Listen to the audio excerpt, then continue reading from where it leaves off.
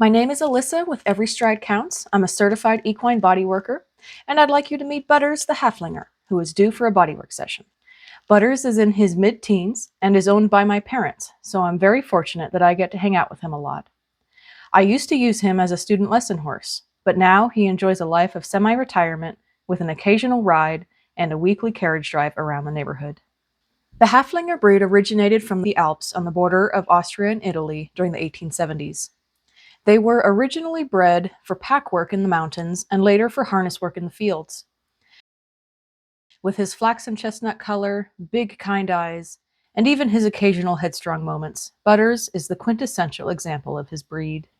I start my bodywork sessions by getting a baseline for how the horse is feeling and moving. I've noticed when I take Butters out for a drive lately that he lacks impulsion in the trot, where normally he is eager and proud to work in harness. So I already know he's tight and sore somewhere. I analyze his movement at walk and trot, and then I palpate major muscle groups and kinetic lines to see where he responds the most.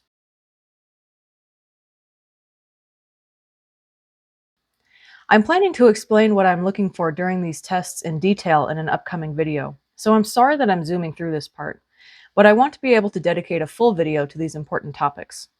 For right now, suffice it to say, Butters was pretty uncomfortable on his left hind and right front at the trot during the gait analysis, and the palpation test shows he's very sensitive throughout his whole rib cage on his left side. The last step of getting our baseline information is to measure certain points of his body for symmetry. I like to say that equine bodywork is a pursuit of balance and symmetry, both during movement and at rest. And this is where we really get to see what that means, at least while he's stationary. I position Butters so all 4 feet are square and his neck is neutral. I measure the ends of the humerus tubercles, and you can see just how uneven they are. I also look at his sternum, but luckily it looks pretty straight already. Since I'm already at his front end, I take a look at his head. I measure the TMJ, which stands for temporomandibular joint, and I can see this is a source of unevenness as well. And now we look at his nostrils, which are practically on 2 different axes right now. He does have a slightly swollen eye from a minor injury a few days prior, but it has since fully healed.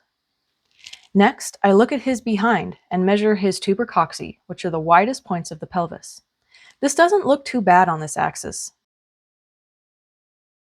But if we look at him from the top, we can reveal the extent of his asymmetries. Neither his pelvis nor his shoulders are able to stand completely square. Interestingly, he also shows a marked bend to the left at the base of the neck.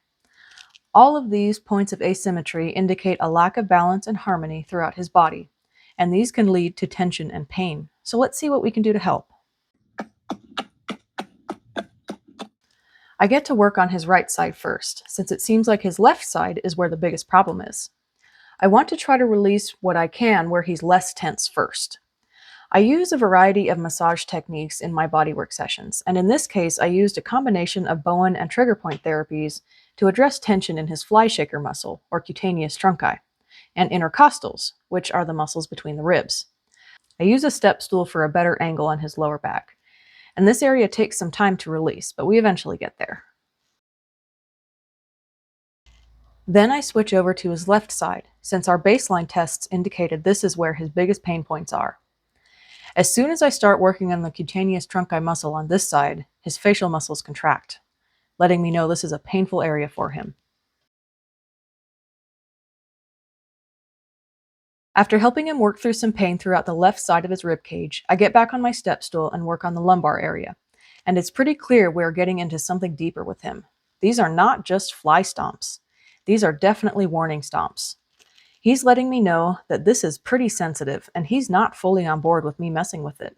It depends on the horse whether I would back off when they do something like this, but I know Butters doesn't want to kick me. Even when I lighten the contact, he still protests, so I try an old trick of giving him a rhythm to think about by swaying his back with my right hand, while my left continues working on the problem area.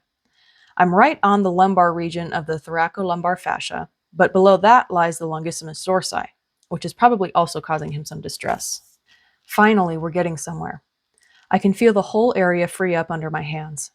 His facial muscles relax, and he licks and chews, which are indications that something has released and he's processing the change.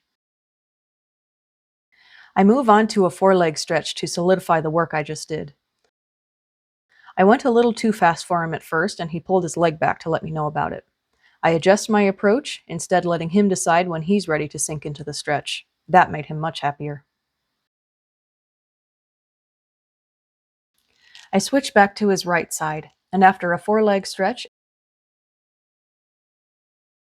and some work on the latissimus dorsi on this side, we get into the yawns. In this case, the yawning likely means he's feeling the release from his shoulders all the way up to his jaws. Butters likes to stick out his tongue when he yawns, as if you needed another reason to love him. I try not to interrupt his yawning, because just like the lick and chew, it means he's mentally processing the stimuli created by the bodywork. I work on the right side of his neck and get more great releases, and then rinse and repeat on his left side. And since I'm here, I decide to work on his facial muscles a little bit. His head alone weighs about 50 pounds, and I can assure you, he's not helping me at all.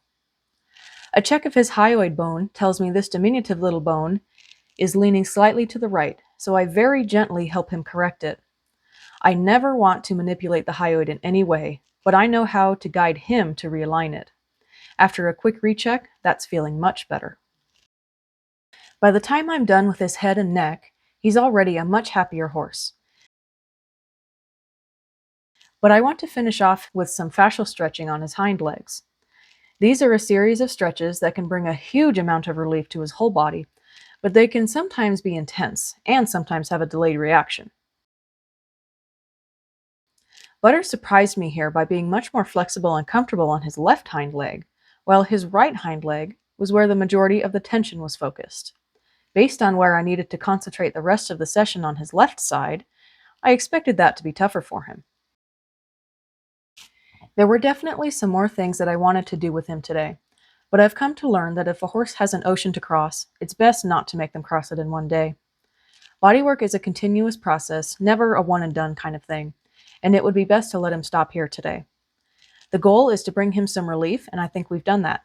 I redo all the baseline tests we did at the beginning, starting with a gait analysis, and then palpating his muscles. He shows great improvement with both of these tests, but he will actually continue to improve further throughout the next few days. Then on to my personal favorite test, measuring for symmetry. Please enjoy the before and after pictures of these points of symmetry.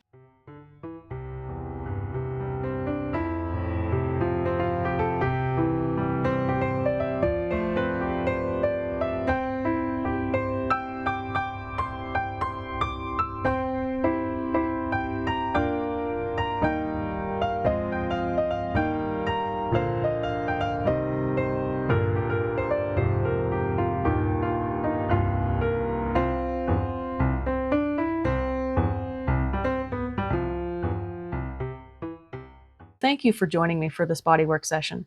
This was a very condensed snippet of a session that was about an hour long. I hope you enjoyed Butters, the goofy Haflinger. If you did, please consider liking, subscribing, and sharing. It really helps the channel out. Stay safe, practice empathy, and have a great ride.